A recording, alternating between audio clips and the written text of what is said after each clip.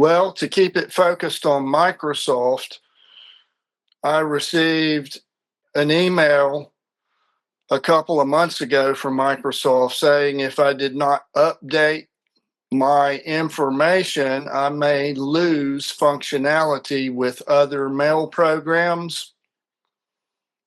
And they were very vague about what that meant. So I was not aware exactly what that meant because I haven't used Microsoft Outlook in many years. I just created some emails probably around 12 years ago when I first started using home computers.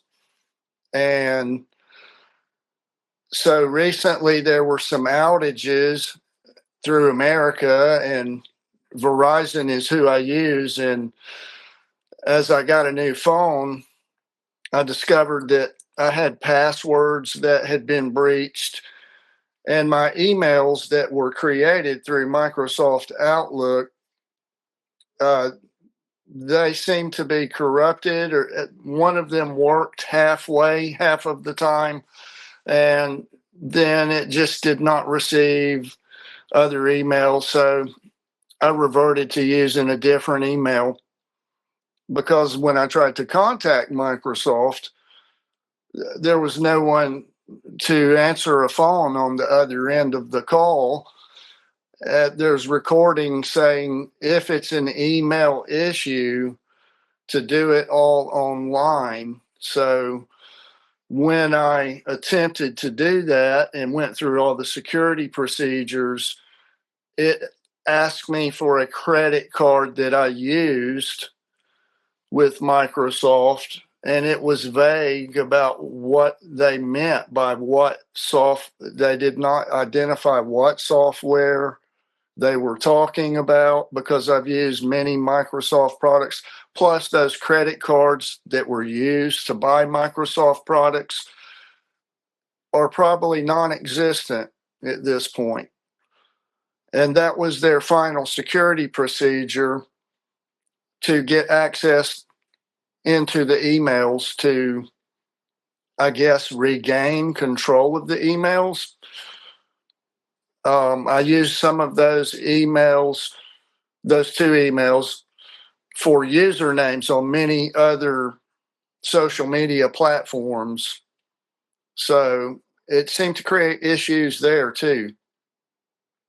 And really, just getting in touch with Microsoft, I haven't tried in many years because I'm not presently using a laptop or a home computer. I'm using mostly my smartphone.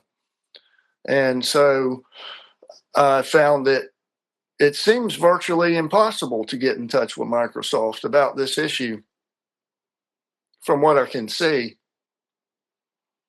So I kind of invested a lot of hours into doing it until I realized, after calling many phone numbers and hearing the same recording, that they seem to be wanting to avoid dealing with it other than online.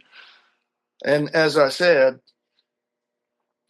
they are asking for credit cards that I may have used over 10 years ago for security verification, which I'm no longer going to have.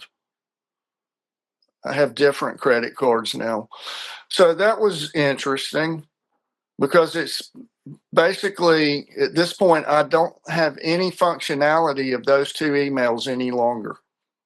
Well, they don't seem to be wanting to interact with people other than maybe through AI or recording or internet interaction through web page.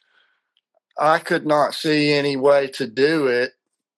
There might be the possibility of paying them to have technical support, but I didn't choose that. So I did not try that, and I'm not going to because of the way they seem to have evolved over the years. They have no customer service now. I mean, if you purchase a product and on a computer with Windows 11 on it, you may have built-in access that's more immediate. But at this time, I'm just using things I created with them long ago. So, they've monopolized the computer industry. So it's not like you can choose a lot of other computers that have operating systems other than Google or Apple Macintosh. So those are like the big three. And most people use Windows, which is Microsoft.